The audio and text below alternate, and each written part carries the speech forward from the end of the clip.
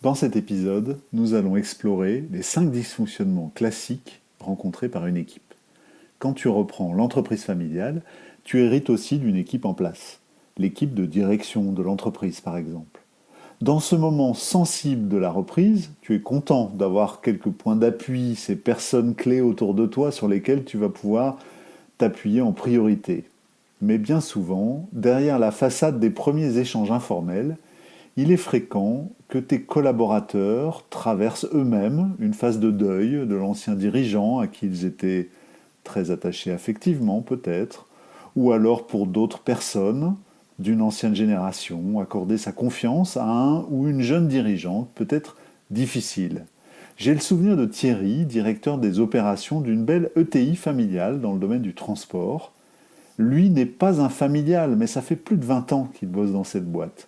Et le dirigeant qui vient de prendre sa retraite était comme un père pour lui. L'arrivée du fils repreneur lui a demandé un long travail de deuil et il lui a bien fallu 2 ans pour trouver la confiance dans cette relation avec son nouveau directeur général.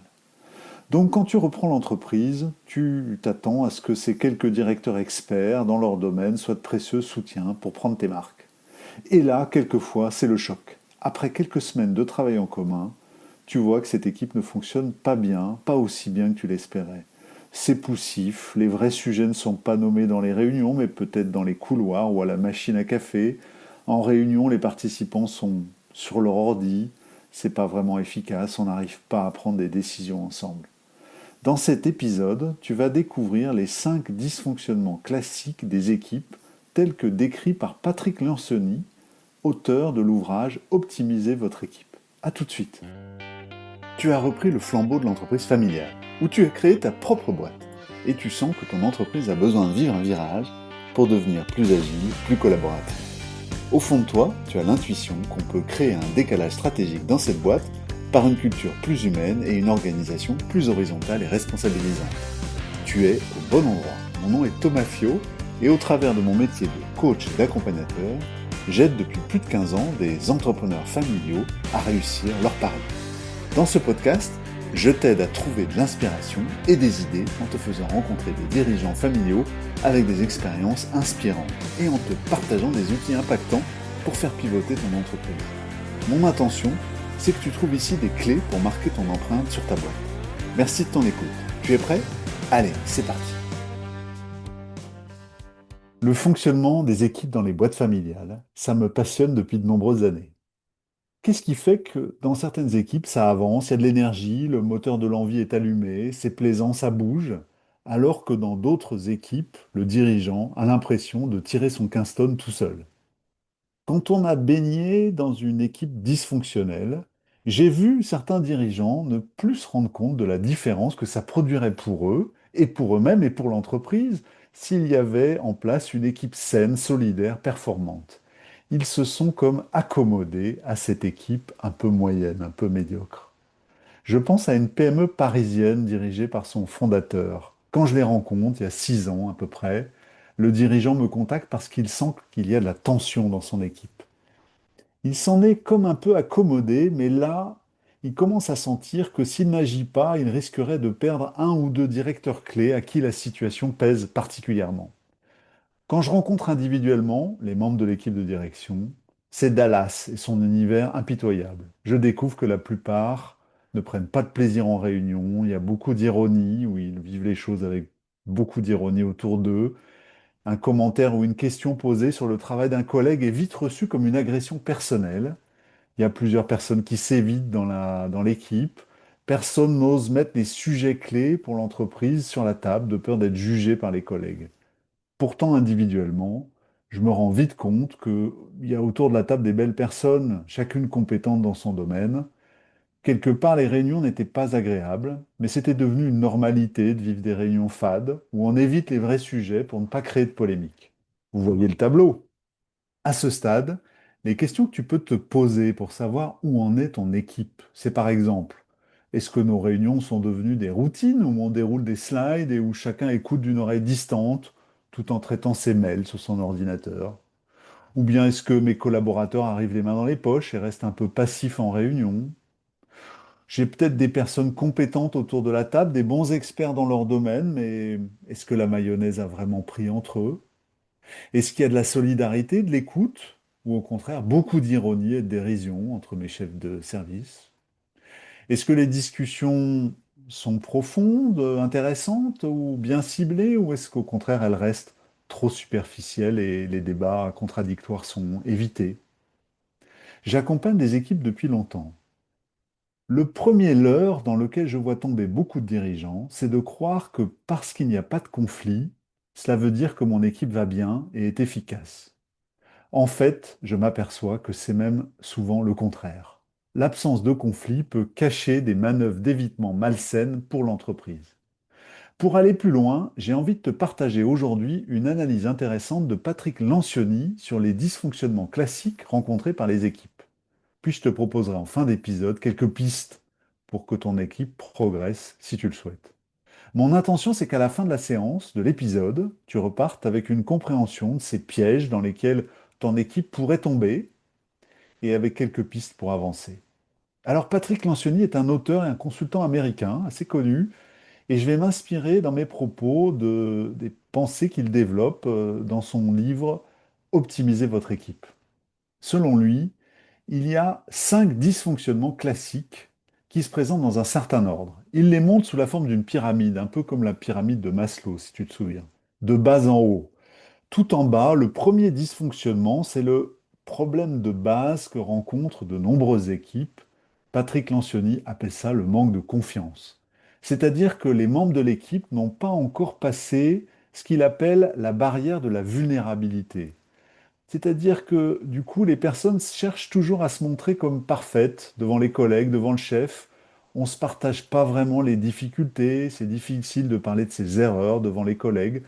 Ce manque de confiance, cette incapacité à se parler de nos difficultés a un impact, bien sûr, sur le fonctionnement de l'équipe et sur les 4 autres dysfonctionnements, car il n'y a pas dans l'équipe ce terreau qui fait que chacun accepte de se livrer un peu et de prendre sa part de responsabilité devant les difficultés rencontrées.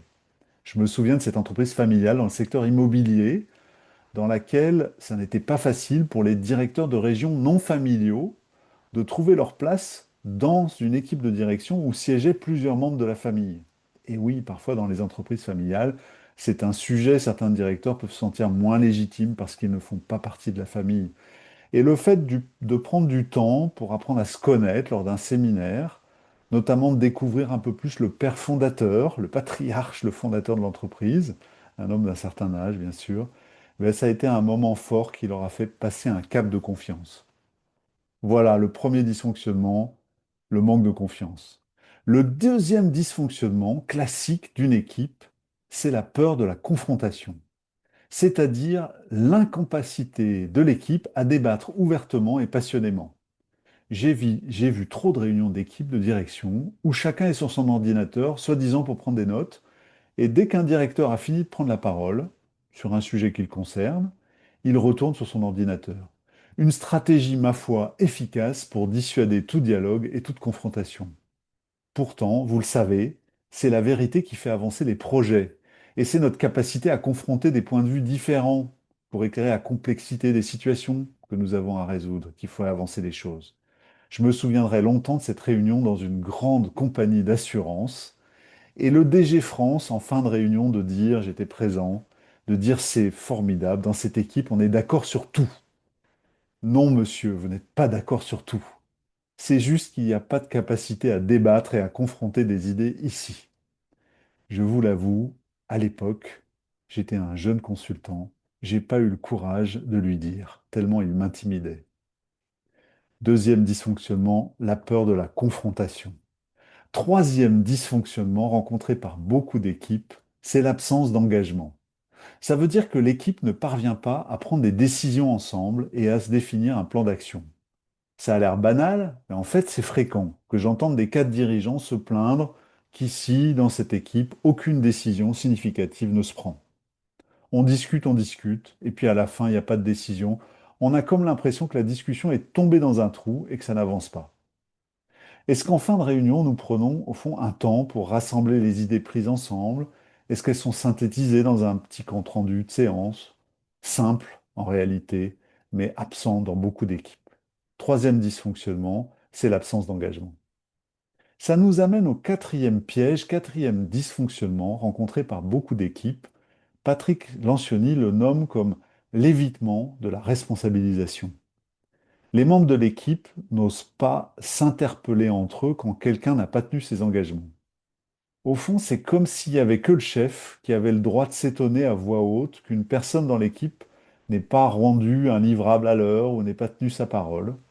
Pourtant, un retard de l'un des membres de l'équipe a des chances de pénaliser toute l'équipe, voire l'entreprise tout entière.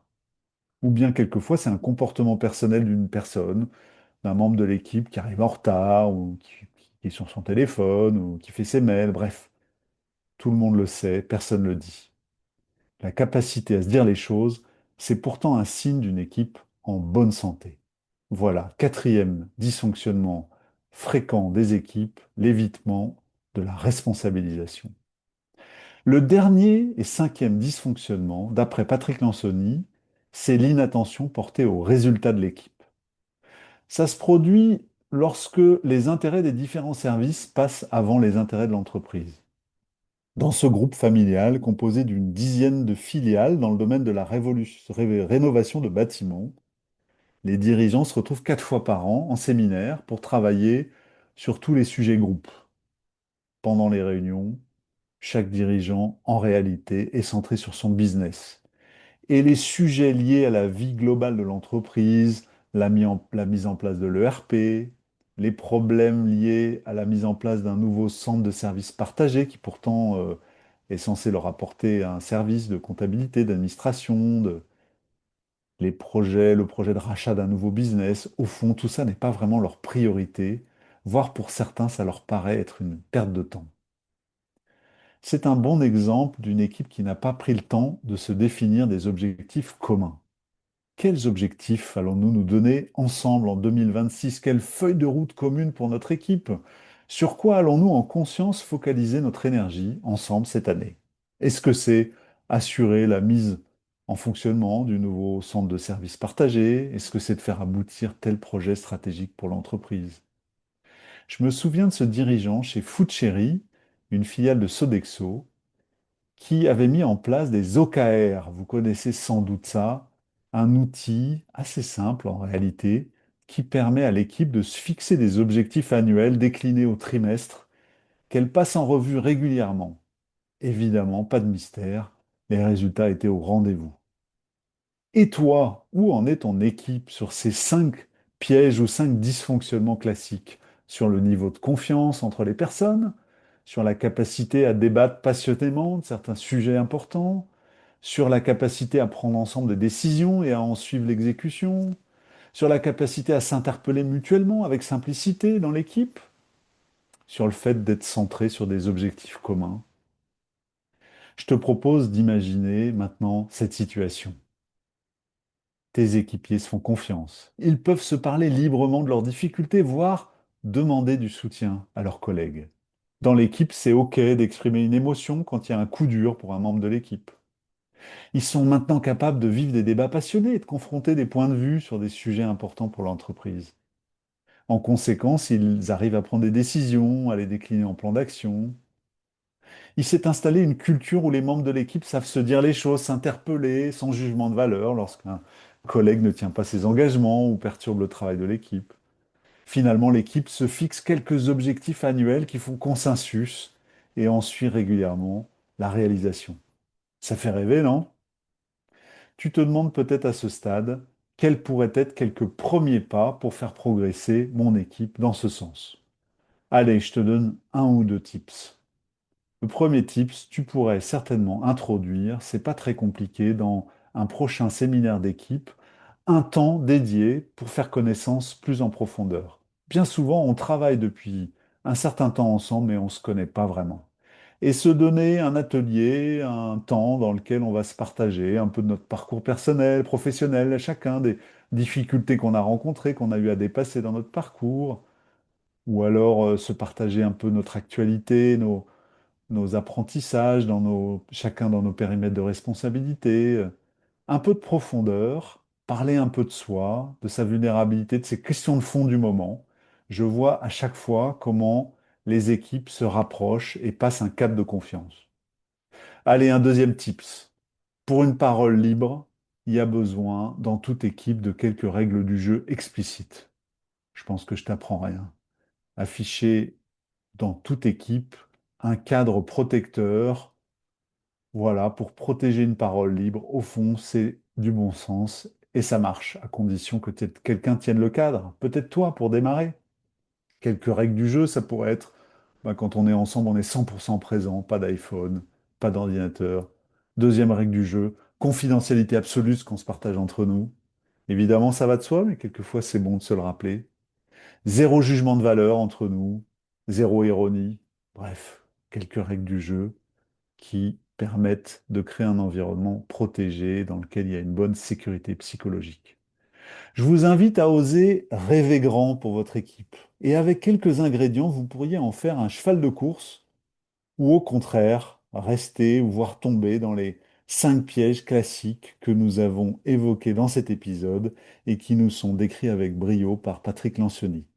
Si cet épisode t'a intéressé, je t'invite à partager tes commentaires sur la plateforme, sur ta plateforme de podcast préférée et pourquoi pas t'abonner. Allez, à très vite. À ciao, ciao.